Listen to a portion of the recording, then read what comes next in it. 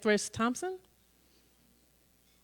The next name is Narissa Mitchell,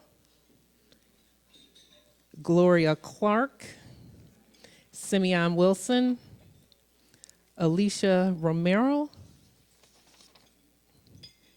Janika Gordon, Christopher Newman, Adil Afridi,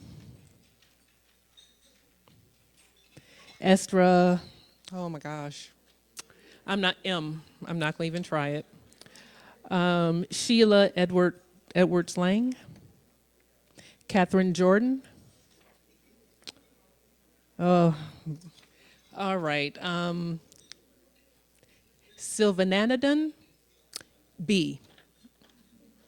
So Michelle has moved to the front, so if you heard your name called, please see Michelle. So without further ado, I would like to introduce the next speaker. It was a pleasure to have a personal discussion with the keynote presenter, Mr. Herb Schroeder, and he will talk about Stop Paying for Failure and Transform Education. He was a part of the panel today, but I do want to read his bio real quick because it is very short. So Dr. Schroeder received his PhD in civil engineering from the University of Colorado Boulder. He is currently a professor of engineering and the vice provost for Alaska ANSEP and founder of the University of Alaska Anchorage. He founded the Alaska Native Science and Engineering program with a single student in 1995. The program has evolved into a national model for excellence in engineering and science education by engaging students from 6th grade, extending through the middle school, high school, and undergraduate years to graduate school and the PhD. There are now 1,250, 1,250 Alaska Native students and alumni. So without further ado, I would like to welcome Dr. Schroeder. So let's welcome him with a round of applause.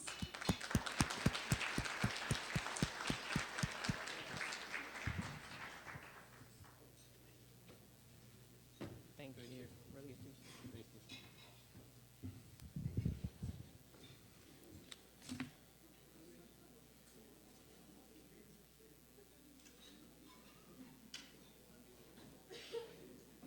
I don't have any mouse control.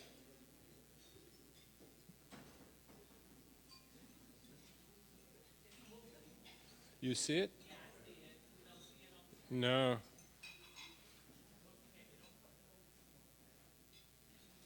Oh, here it is.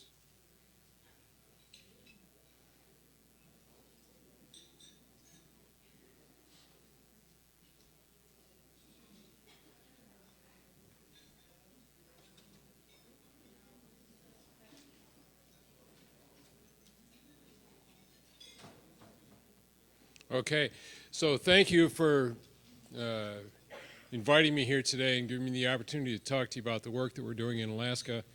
I brought these from home, and they're sitting on everybody's seat. You can open it up and learn more about what we're doing at home if you're interested.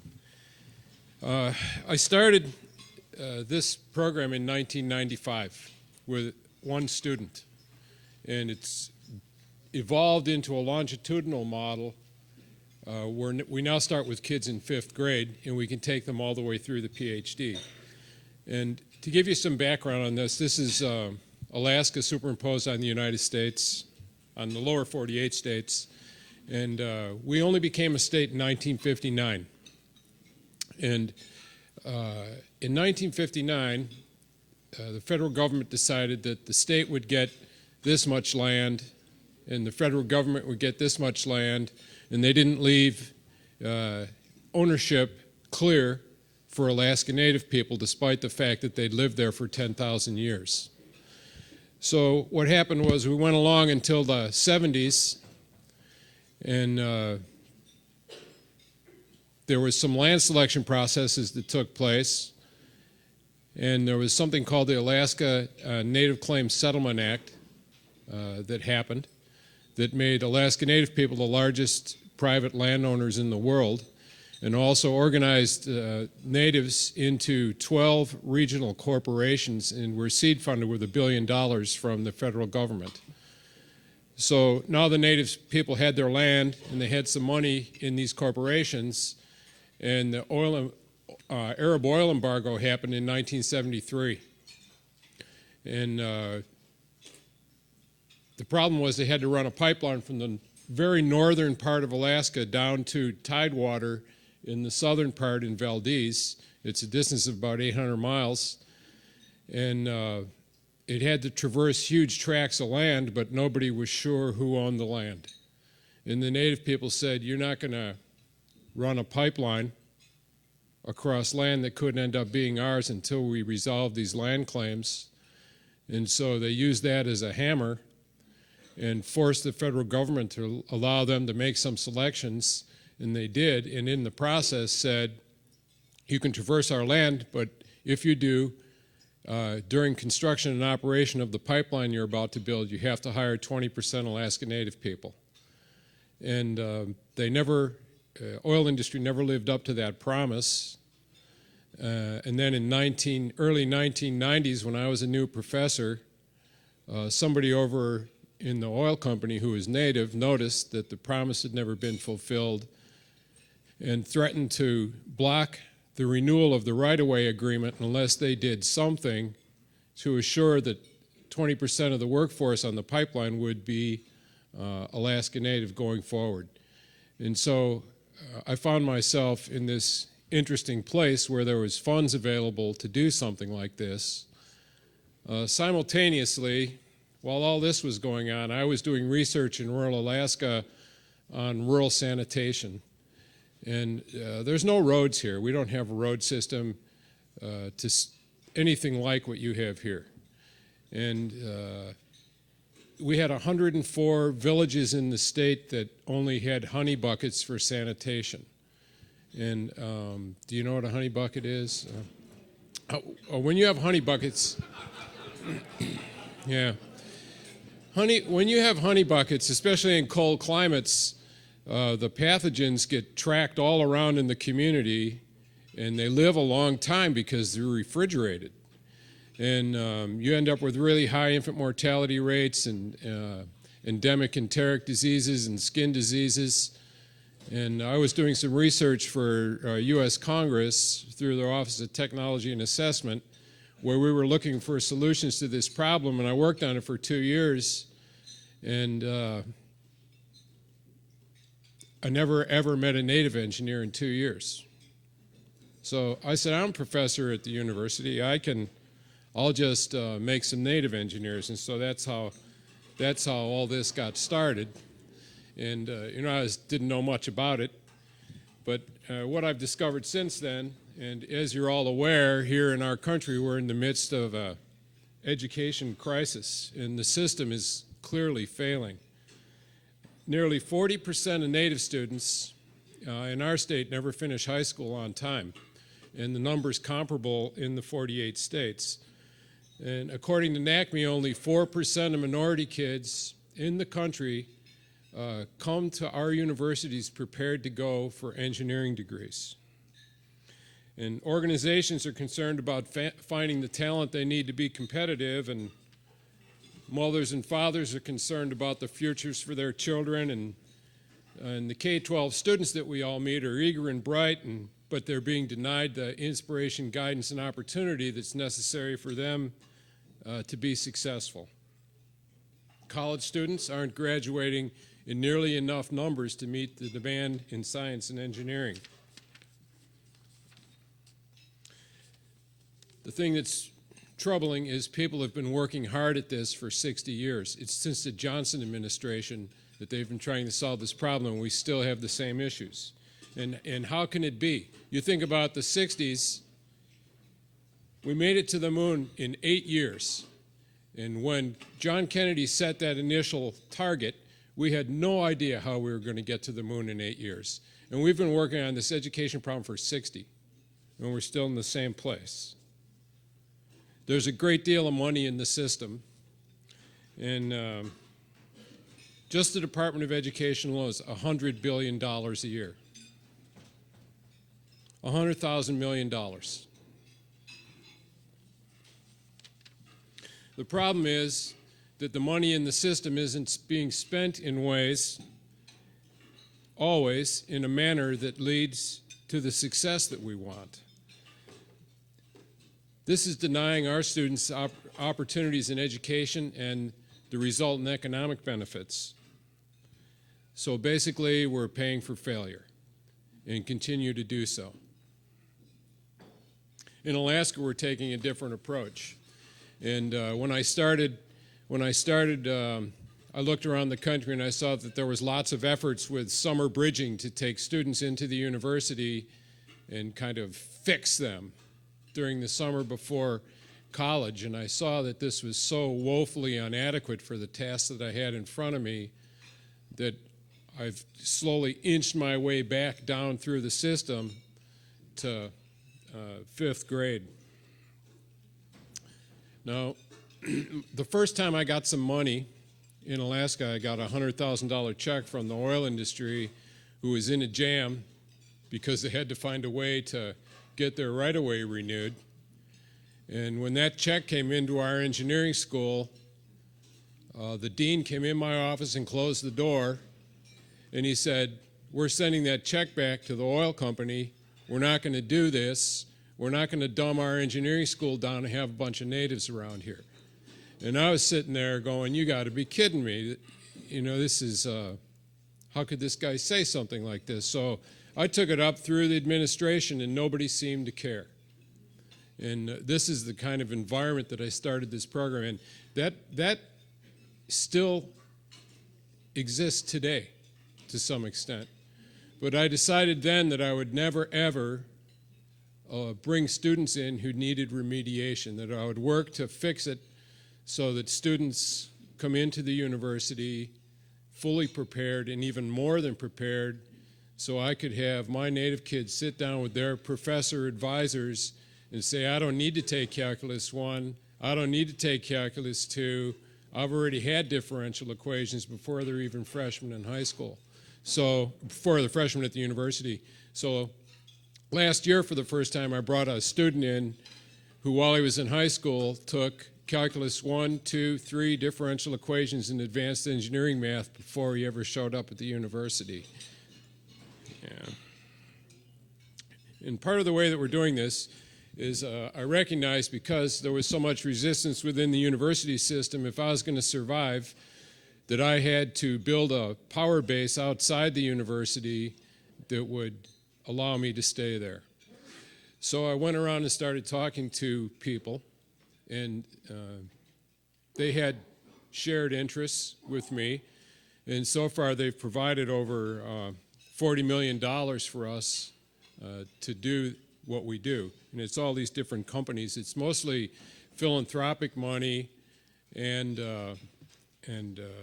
private money.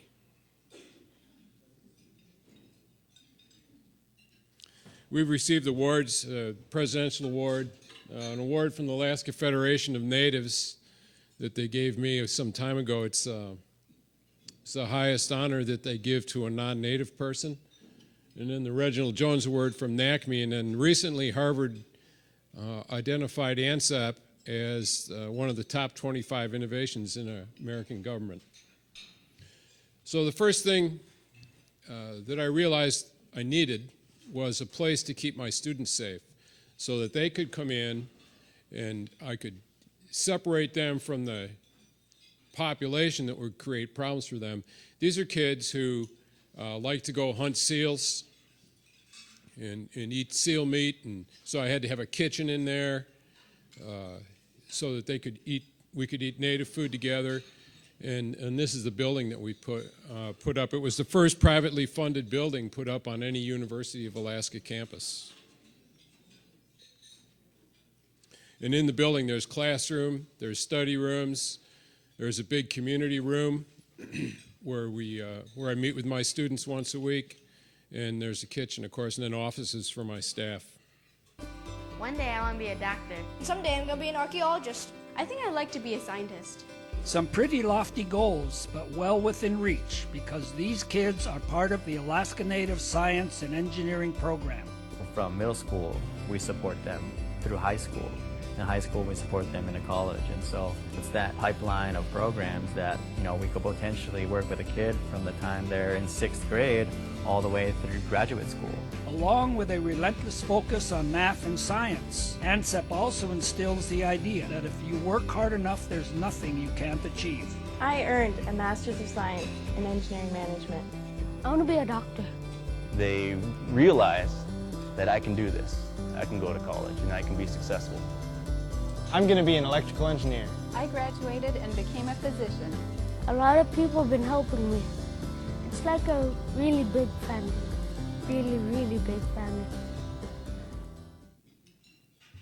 So that's a little overview of what we do, and that's actually one of the things that we've done is to try to change people's perceptions about the capabilities of my students, and that's a television commercial that we run. And we run new television commercials every year, 1 minute, 3 new 1-minute television commercials every year, and we start them on Super Bowl Sunday so everybody in the state gets to see these things, because we want people sitting there watching that going, wow, that kid's a physician? My son couldn't do that, or my daughter couldn't do that, so we can begin to change people's attitudes about the capabilities of our students, and it's really working. It's having a huge impact. So when I started to inch my way back into high school to try to fix this underpreparedness problem, my first instinct was to go and talk to the people who ran the K-12 system and to solicit their help, right? Because they're responsible for preparing kids for college. And I found out that that is the exact wrong group of people to go to if you want to improve K-12 education. I mean, I was faced with exactly the same attitude out there talking to high school teachers and high school superintendents as I was confronted with by the dean of the engineering school. And in fact, I met a native teacher who didn't look very native, and she came over and whispered to me that, I'm a native, don't tell anybody. And she's working in the school system. So, I recognize that if we're going to be successful here, we're going to have to find a way to connect directly with students so that we didn't need these other people. Something else that we've discovered along the way is that there is absolutely no correlation between the grades that students earn in the K-12 system and the knowledge that they gain in the coursework. Because we have kids come in from rural communities who've supposedly taken trigonometry that couldn't multiply. So they're just kind of passing people through the system, and I'm sure the same thing happens down here, and they don't have the skill sets that they've supposedly earned in the classes.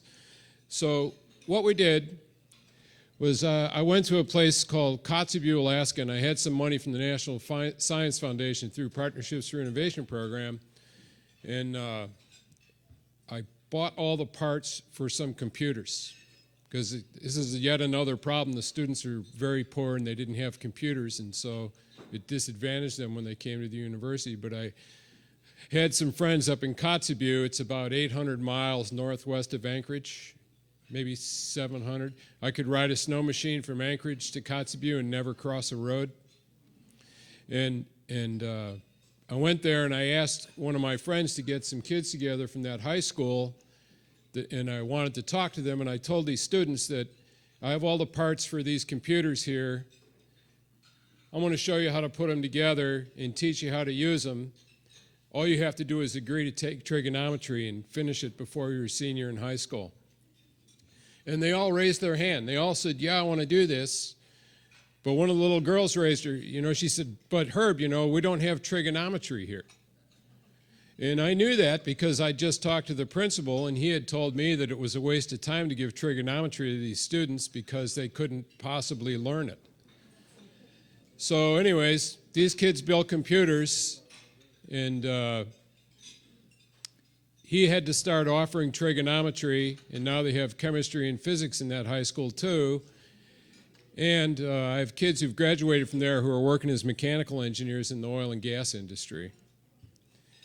So this thing's evolved into this whole sequence of programs that I'm going to explain now. And this, we start with fifth graders and sixth graders in the middle school academy. And these kids are like sponges. And it's a perfect time to connect with them, to direct all of the inquisitive nature that they have towards science and engineering. You can just really drive it to science and engineering. And they come in, 54 kids at a time, 18 kids per class, divided equally by gender within each class. And they come from all these rural communities, live in our residence halls for 12 days. And the very first thing we do with them is build a computer. And the deal we make with them is that if you build this computer and finish Algebra 1 before you graduate from high school, you can keep the computer. And they have those things built and loaded up with software by the end of 24 hours after they're in town. And then we take the whole rest of the time that they're with us, we do all hands-on science and engineering with them. And then they use their computers to reduce data. They're learning how to use PowerPoint. They're doing presentations. They're learning how to use Excel. I love this picture. This is the $1 million photograph. This little girl, the first time she looked through a microscope. And here they are doing a genetics experiment. And this is the outcomes from that, what we do with middle school kids. In the nation, all the kids in the nation, my kids at home, little preppy kids on the East Coast with bow ties, 26%. And my students do complete this at a rate of 83%. And because we're so nervous about the grading in the schools, we verify this with map tests. 39% do better than that.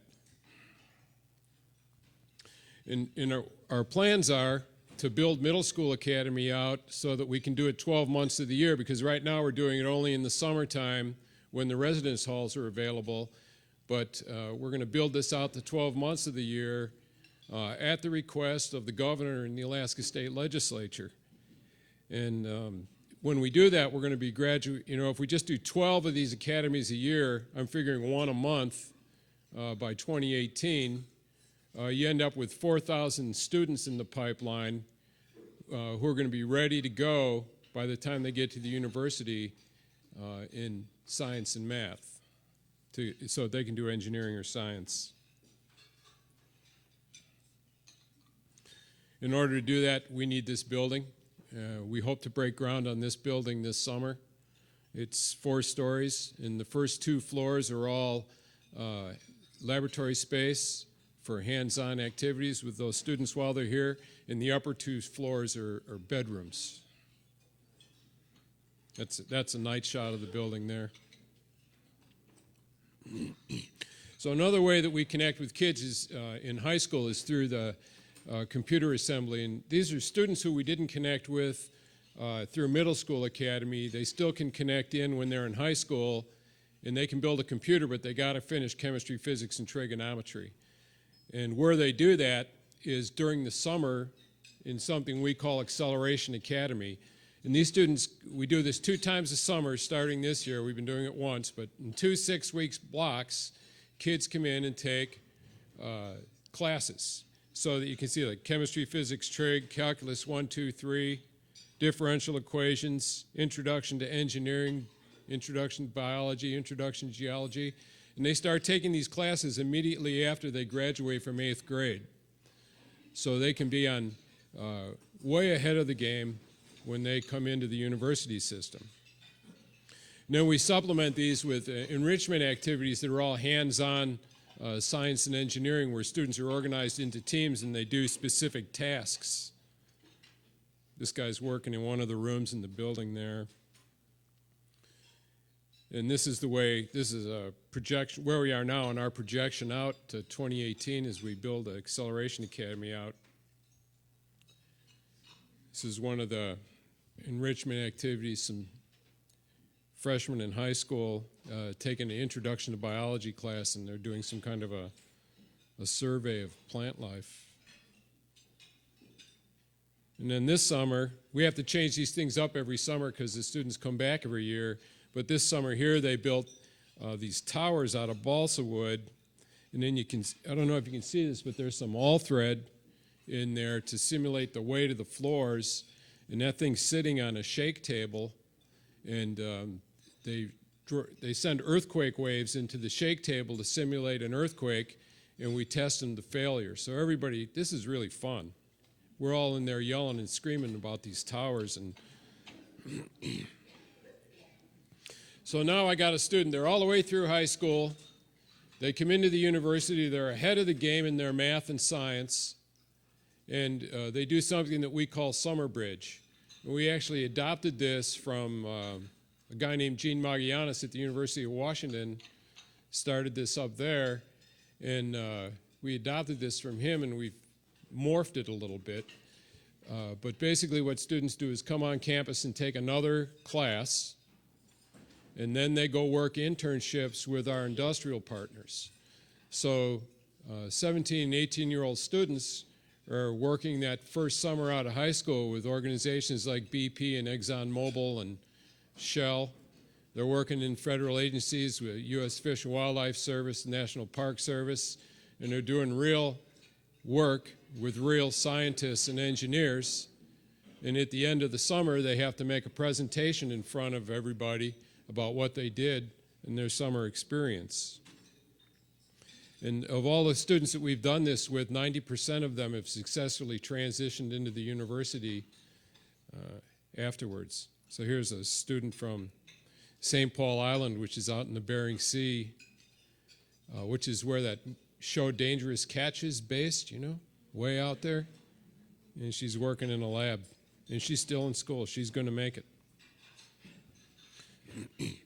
These, because our students that go work for the federal agencies are out on the ground in tents all summer long, we give them the full federal agency safety training program, and a piece of that is bear safety, because they give them a shotgun when they're out there in case they have to defend themselves. Because when you're outside of Anchorage, you're definitely not at the top of the food chain in Alaska. Did you know a brown bear could run a thoroughbred racehorse down in a quarter mile? Yeah, they're so fast, you don't want them around. You know? So when we have students at the university, there's 4 things that we require them to do that help us to build community. And it's 4 things that they should do anyway if they want to be successful. But we make them do it before they can get any financial support through ANSEP. And one of them is study groups. And students have to do this for every class they're in for at least an hour and a half a week. And they start on Sunday at noon, and they go until 9 o'clock at night in our building there. And we have somebody come in and cook dinner and lunch for the students. And it's eliminated any repeats that we have for classes. So our students no longer, you know, sometimes a student will take Calc 3 and fail when I was starting, and that's gone away. All the study groups are led by students who've already completed the class with a B or better. And the way they work is they have to get up on the board and explain to other students how to do the homework that's assigned in the class that week, or other problems that the study group leader might ask them to work on. And these are definitely not tutoring sessions. It's student-led, peer-led, up on your feet, explaining how to do stuff kind of work on the board. Another thing that we require our students is to come to meetings every week we have in our building. And we buy pizza for the students. There's so many students now, our pizza bill is like $30,000 a year for pizza. But you know, I don't care. I mean, people, all our industrial partners come, and they want to they want this. Everybody wants this. It should be Alaskan Native people that are helping to manage Alaskan resources. And so this is the way it happens. At these Friday meetings, students get up and they do presentations of what they're doing on their research or what they're doing on their summer internships. There's some sort of a team building exercise every week, and something that's happened recently is the students started designing team building activities. And my only requirement for them is that every single student in the room has to participate in the team building activity, whatever it is. And then another thing that students have to do is work an internship with a partner company or organization every summer. And here's a student. All those brown lumps down there are actually seals. And he's working in a seal rookery, and he's up on a platform so that the seals don't chew him up, because they're real aggressive when they're rutting and having babies, and they're real protective. So sometimes the babies die, and they have these platforms out there so that they can pull the dead seals up on there and take them back and do necropsies so that they can decide what killed them, because we're interested in keeping our seal population very healthy. And this guy is out on an island in the Bering Sea, and he did this. He's an engineering student, but he did this because he thought maybe he wanted to be a biologist, and he came back and he said, no, I think I'm going to stick with engineering. And he's graduating in May, and there's a woman on the platform next to him down there that's already graduated with a degree in biology.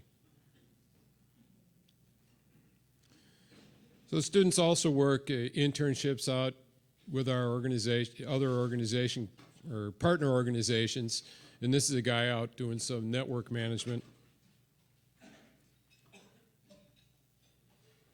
And you can see our enrollment pattern.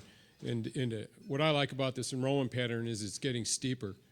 And as we build out our middle school and acceleration academy components, this thing is going to get steeper and steeper. And the same thing goes with our degrees. You can see the thing is steepening.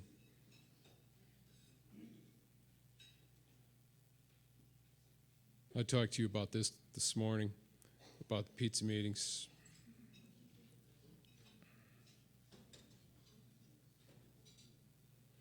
And there's a graduate success component too. I have 16 students in graduate school, and some PhDs have graduated and a handful of master's students. We've been doing it since '08.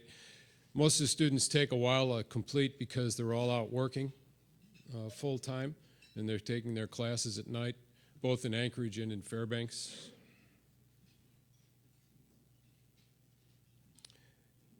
And that's my presentation. Thank you for listening. I can answer any questions you might have.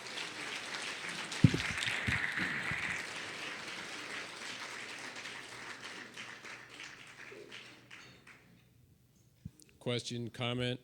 No? Yeah?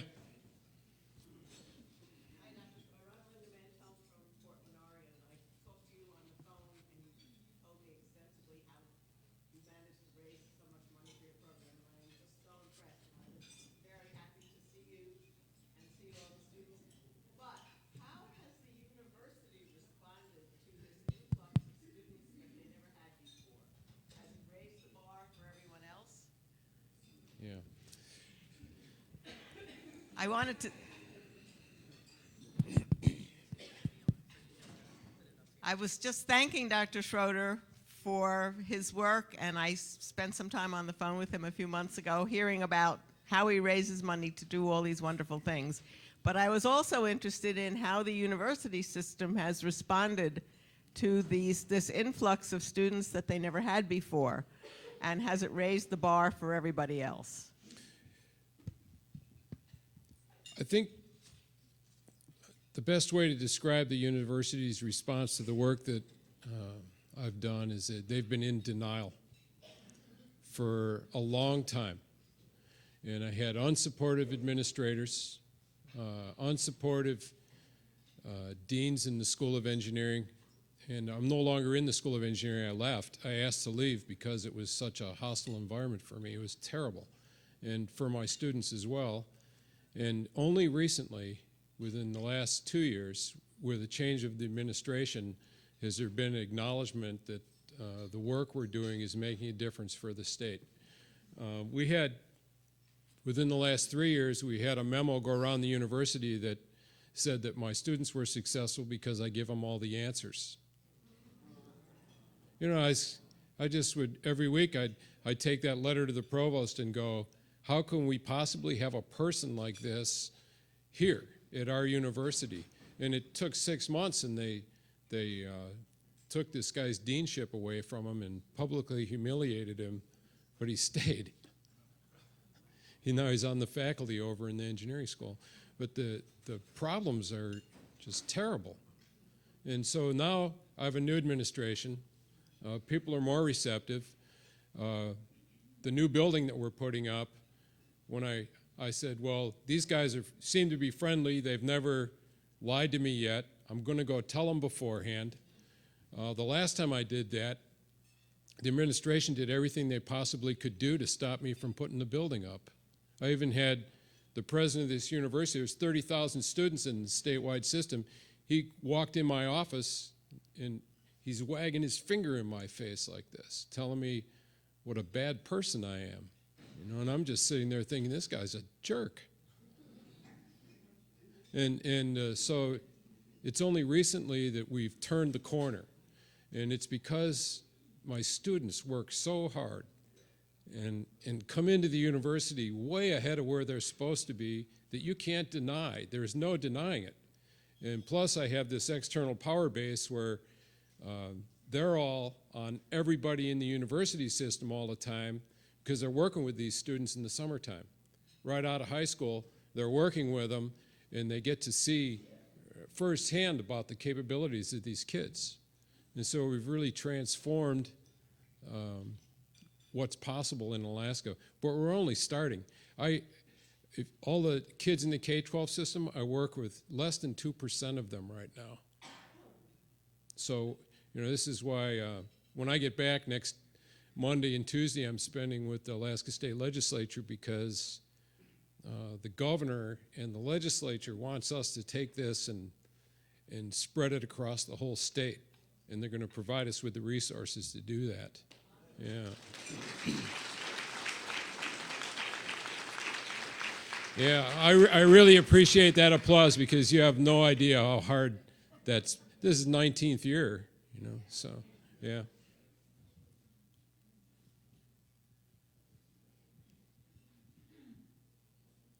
First of all, I really want to say congratulations. I mean, that was an amazing Thank you. presentation. I've never seen anything like that. That's extraordinary stuff.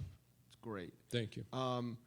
You know, what I was wondering is, I bet, you know, at this point, there's plenty of implications for the entire University of Alaska at Anchorage with all these well-prepared students doing research and interacting with other students on the campus. I mean, do you have any indication of that? I mean, that might be very helpful to you as you continue to develop your program. What do you mean? Well, I think that it's not, I mean, the whole campus is benefiting from these students, and many people on the campus are benefiting from their interactions with these very well-prepared and very active and engaged students, I'm sure. They're doing research or they're interacting with other students, and I think that raises everybody's boat. And so I think that there's some implication that is probably there. Yeah, I'm guessing, there is. I would guess very strongly that it would be there. Yeah, there is. One of the problems that we face is that the bulk of the faculty at the university are not from Alaska, so they don't really understand the problems. And they're resistant. They don't understand why we do what we do. There is a lot of jealousy, and people seem to think that if I didn't get so much money, they somehow would get it. And, you know, and it's now because of the relationships that we've worked so hard to develop and maintain over the course of the last 19 years, the development officers from the university will go out and try to raise money and they'll say that they want to raise money for something similar to what we do, but the people in the organizations call me up laughing, saying, this development officer was just over here describing something just like ANSEP. What's going on? We're not going to give them any money. And so, you know, these problems are just bizarre. And I think that with the funding that's about to happen from the state, it's going to take us and just, it's going to be like going over a waterfall for us. It's going to just make it so that you can't stop it. And that's been the whole objective from the beginning, is to grow this thing in such a way that it's going to last forever until the day when we don't need it anymore. Yeah. Because there's really no need for this. It's 60 years that we've been trying to solve this problem. You know something, this is interesting. I just hired the Urban Institute to do an evaluation of our program, and a philanthropist gave us $500,000 to hire somebody to do this, because we're very interested in why this thing works like it does. So when I was interviewing different organizations in Washington, D.C., one of the guys I met was Scott Swale with the Education Policy Institute, and he used to work with TRIO programs. And this is $1 billion a year kind of a thing, but and it keeps going on. And he told me he left because he was disgusted and that these things don't work, but they keep getting money. There's places where they work, okay? But broadly, they're not effective, and they're kind of remediation places. And so I said, well, why do they keep getting money? And he said, well, they have a lobbyist. And so, you know, there's this kind of stuff is in the system, and what I'm playing with now is, how do you stop it? How do you get people to stop paying for failure? Because it's screwing our students. There's, you know, we're actually sticking them, we don't give them what they need in the first place, and then try to fix them with things that don't work. You know, we have to stop this, and my challenge now is I just keep going back to the data, and keep talking to as many people as I can about the need to fix this problem forever. There's $100 billion in the Department of Education budget, and we're sitting here trying to figure out how to get minority kids through college. There's something seriously wrong with this equation. Yep.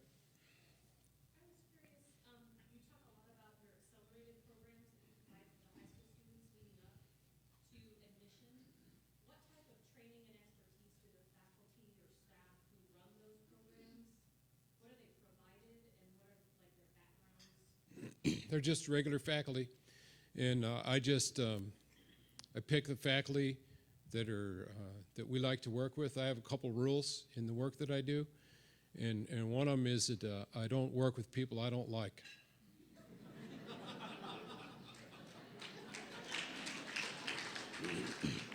And as soon as somebody starts to cause me a problem or something, I just go the other way. So we just we have that is a way it works.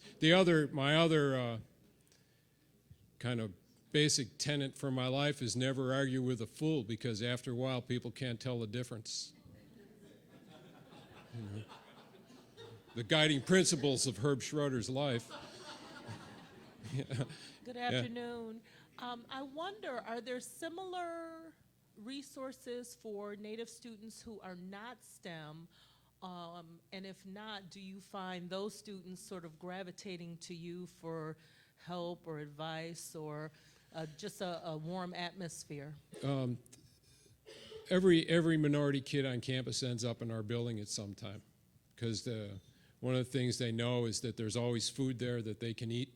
And in the kitchen, I make sure that there's always breakfast food, and so that I never have to worry about a student being hungry. So they end up there. There is a similar program in the nursing school, and other people want to start up similar programs at the university, but I keep explaining this to them, that this is not about I'm not brainwashing kids when they're in 5th grade to make them scientists and engineers. What I'm doing is raising the bar academically so when they show up at the university, they can do anything they want. But did you hear me say that? I'm raising the bar, right? People that come to me and ask me how to do this for teaching, I tell them exactly the same thing, and they say, yeah, but I got to find a way to get them interested in teaching in 5th grade. You know, and I just go, it's not about getting them interested in teaching, it's about raising the bar.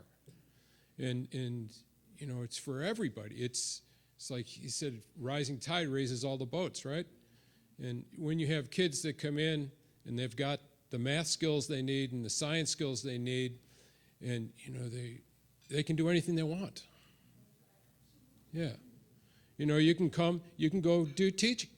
You can be a nurse. You could be a physician. You could be an engineer. You could go study sociology. But unless you're at that minimum threshold, you've got a problem. 95% of the kids that come into our university at home that need remediation never get even a certificate. And you know, I'm trying to figure out how much money that is right now. This is a hard number to nail down. But if you just quit doing that and took that money and invested it in the K-12 system, your problem goes away. But we're all caught up in this, you know, it's like, I got this story. There's these 3 guys walking by the river, and these children come floating by in the river, and they're screaming, help, yeah. And so all these 3 guys jump in the river, and they're dragging these kids out, and they're putting them up on the bank, and, you know, and they're just exhausted. They're dragging those kids out and putting them up on the bank. And one of them jumps out, and he starts running upstream. And the other 2 guys say, wait, hey, we got to get these kids out of this river. And the guy says, well, I'm going to go find out who's throwing them in. You know, and we're all caught up trying to drag all these students out of the river. We have to fix it. We're paying for it twice. And the second time we're paying for it, it generally isn't working. Did that answer your question?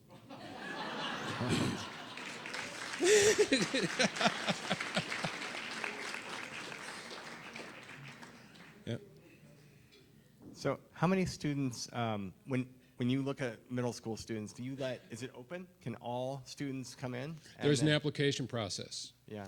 And students apply, they go on our website, they fill out an application, they get recommendations from their teachers, and they have to write an essay. Mm-hmm. And so we pick the very best kids we can. We look at things like, do they go to school?